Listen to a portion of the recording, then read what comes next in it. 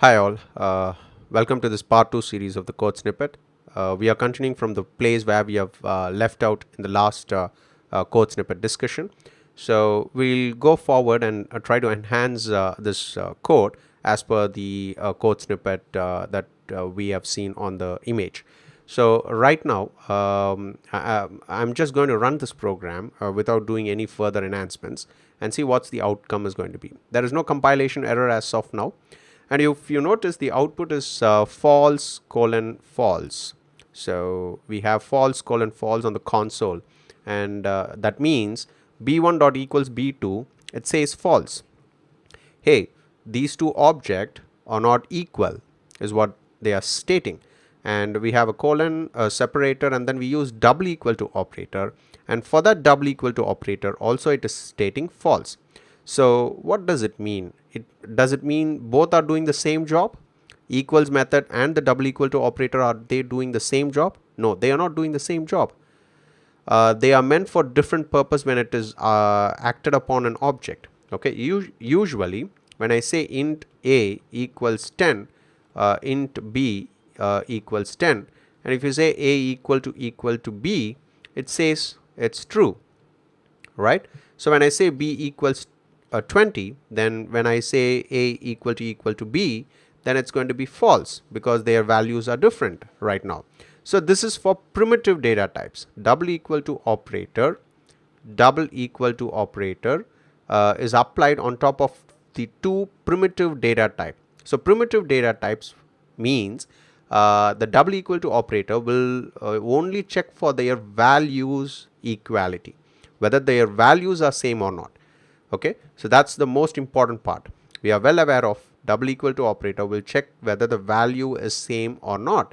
The same way here, when I say b1 and b2 double equal to, this time even though the values are same, even though the values for this book object where we have passed as a string are same, but still they are reflecting as false because double equal to operator is not operating on top of this value, right? And the same way equals method is actually checking for the value, but it is having a default equals method which is inherited here. So let's go ahead and observe what's there in the default equals method. Okay, so that we'll be able to find out whether we are able to understand some basic things out of it. Okay, so let's go to the equals method. I guess somewhere here we have the equals method. There are multiple documentations are being given for this equals method, and if you notice here we have the equals method object, the parameter is object and returns this equals object. So right now we are using b1 dot equals of b2. So if you notice here, this represents the current instance on which this equals method is invoked. So b1, again they are using double equal to operator in this equals method. This is the default implementation that we have inside this object class. You have to note down that this is carrying an default implementation of this method or definitions of this method. So this is by default doing a double equal to. Double equal to will not check for the value here, it will only check for the reference. So whether the b1 and b2's address reference are same or not. That's the need of double equal to operator when it is applied on top of object.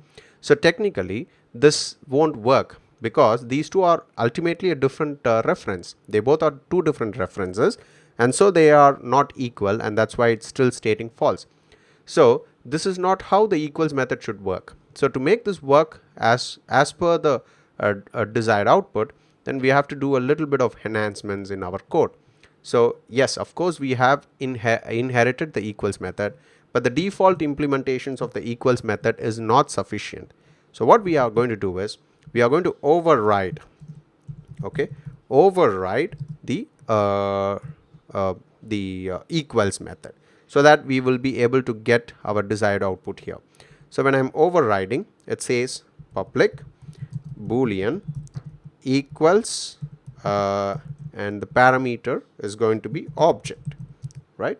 So we just treat it as object B, and inside this we need to write our explicit logic, okay, on how you want to find the equality of two objects. So we need to custom code it, okay. You have to custom code it saying how you want these two objects to be checked for its equality, okay, because the book might have multiple parameters. Do you want to check with the book ISBN number, or do you want to check the equality of the object by using their price, or you want to check the equality of their the objects based on the review of the book? How you want to find the equality of this object? If it's a primitive, it's straightforward. 10 equals 10, you can say true or false. But in this case, it's you're trying to find the equality of two objects. Each object will carry multiple attributes in it. Which attribute you want to check for the equality? That's where we need to custom code it. So for that we need to override this equals method from the topmost class called object, right? So let's go ahead and define a few lines of code. The first thing is we need to, it's an object, right? And what we are passing here is book. Book is still related to the object because book is extending the object class. So book becomes a child class, right? So the first thing is we need to apply an if condition as per the code snippet, and we have to see B. First we need to check the object whether it belongs to the particular class or not by using this keyword called instance of. In Java we have a keyword called instance of. This instance of keyword, okay, this instance of keyword will help us to find whether the given instance variable belongs to a particular class or not. Is this coming from a particular class or not? Why we need to find out that? In order to avoid majorly in order to avoid the class cast exceptions, okay. You'll be trying to do casting here. We have to perform one casting, okay, and that casting should not lead to any exception. So in order to avoid that exception, first we need to apply a condition stating whether this B belongs to a particular instance of class or not. So it is an object class anyways, but what you're forwarding here is a book object. Please make a note of it. We are using the book object. The book object is passed to this B variable. The reference of the book object B2 is passed to this B. So we need to check whether this B is an object right now, but it is carrying whose instance? The book's instance, because it is mode of polymorphic. It seems like this: object B equals new book of, right? So we are assigning the child class instance into the parent class. So parent class can accept child class instance. That's what is happening. But first we need to check whether that belongs to a particular child class or not. So B instance of, you need to say book. Are they belonging to a specific class called book? Yes. If it is belonging to the specific class called book, then what you're going to do is you're going to return stating the B. Okay, B is an object class, so we cannot use what do you want to check? I want to check for the ISBN, whether the ISBN numbers are equal or not. So B dot, you will not get the access to the ISBN, okay, as in this case while you are trying to use the ISBN, okay, the B is an instance which is carrying the book object, but still we are in need of accessing this property exclusively, right? So we are trying to get them by converting it to an object, casting to an type called book. So B book, okay, so B is getting converted to book, and then coming up here dot, you have the access to the ISBN, and dot equals of, and say whether it's equal to the given ISBN value. So ISBN. Now what is happening here, what this particular line is trying to do, we have to keenly observe. ISBN variable, okay, ISBN variable is accessed on top of this B, okay, the object B. I am doing a typecasting here for better type safetiness, okay. The object B is fully downcasted to book object, and on top of that object we are trying to access the ISBN. Okay, so equals, so here what happens is this is already there, this dot ISBN. This refers to what? This refers to the B1. Okay, so B1's ISBN and B2 is passed to B, and further we downcast it to book back again and accessing the ISBN of this B2. Okay, so B2's ISBN and B1's ISBN are same or not by again using equals or equals method. This equals method is actually applied on top of the string class. Okay, string class is predefined class. Internally it has overwritten the equals method, and it has written some custom code in order to check the equality of the two string. That's fine. So we are checking the equality of two string exclusively, the ISBN attribute of a particular book, and say whether they are same or not. So how do we render the B1 and B2 here? B2 is rendered via the B object, and B1 is invoked by using the this keyword here. Default there is a this keyword here, which points to the current instance on top of which this equals method is invoked, right? So now if you go into this specific method, we can even elaborate it by stating this dot ISBN. Okay, so by this way we are very clear that we are extracting the ISBN of two book object, and we are checking the equality. If they are not equal, we still have an else statement here, and you need to say return false. So anyways, this is going to return true, okay, only in case if they are true or not. But the problem here is we are using an if condition, right? So if condition, if this condition is not satisfied, then nothing is going to be written. So but mandate, we need to return a boolean, right? So it's mandate to carry the else part.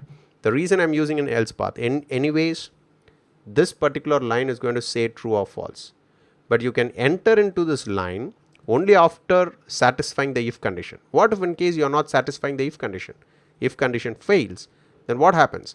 If it fails, you don't have anything to return from this method. So that's why to have a proper return, you have a return value of boolean, so it's mandate you need to return something. If the if is not satisfied, it will go to the else and return false.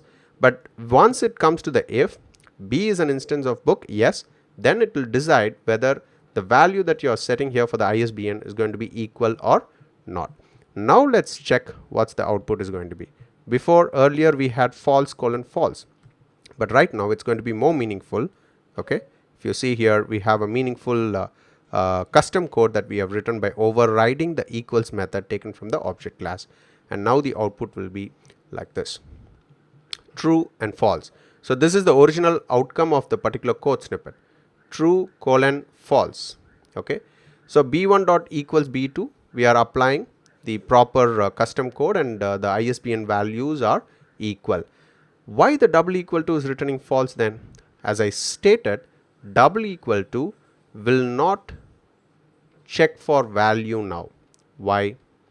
Will not check for value because when you are operating on top of object, they will check for only the reference. Okay, the reference of the object, typically a kind of an address, we can say.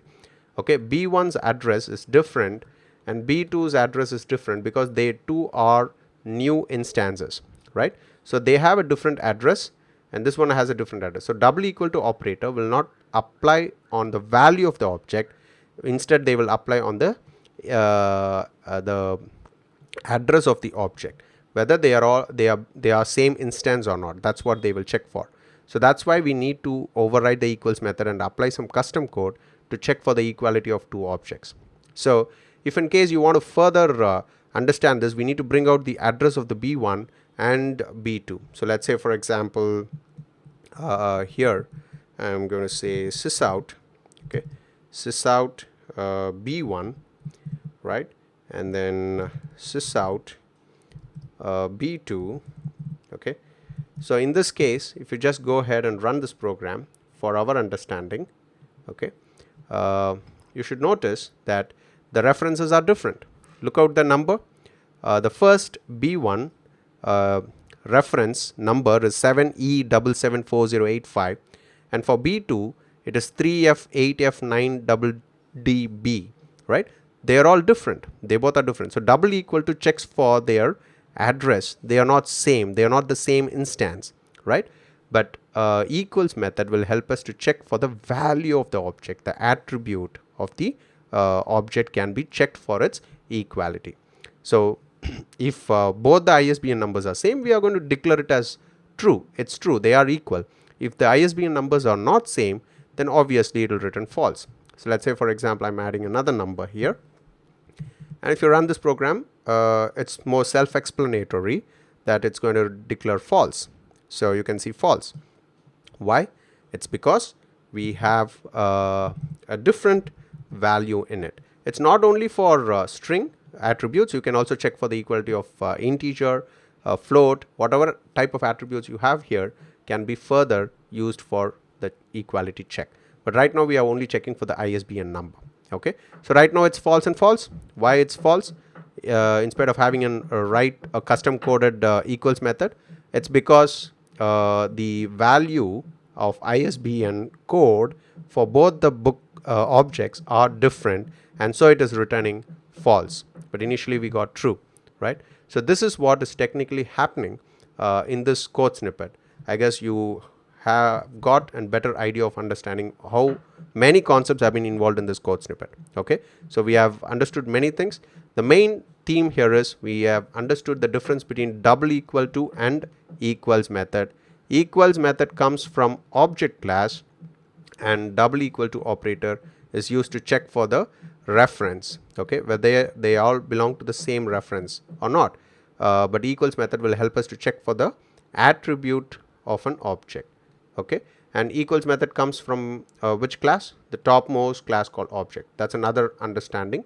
The root class in Java is object, and we have to explicitly override to write a custom check or custom code check for checking the equality of two objects. Custom code check to check the equality, to check the equality of two object, equality of two object. Okay, yes, of course I have taken much of a time for explaining this, but this needs this much of explanation more in detail. Then only you will be able to understand what's actually happening inside this code snippet. So always have a difference. Note down the difference between double equal to operator and equals. Double equal to operator will check for the address of two objects, but if it's a primitive data types, double equal to operator will check for the value. As I already stated, like int x and int y, when I say x equals y, they will only check for their values, not for their address, because they are all primitive. So double equal to works straightforward with primitive, but that's not the case when it comes to object. When you're checking for two objects equality using equals double equal to operator, then it will only check for the address of the two object, but not for its value.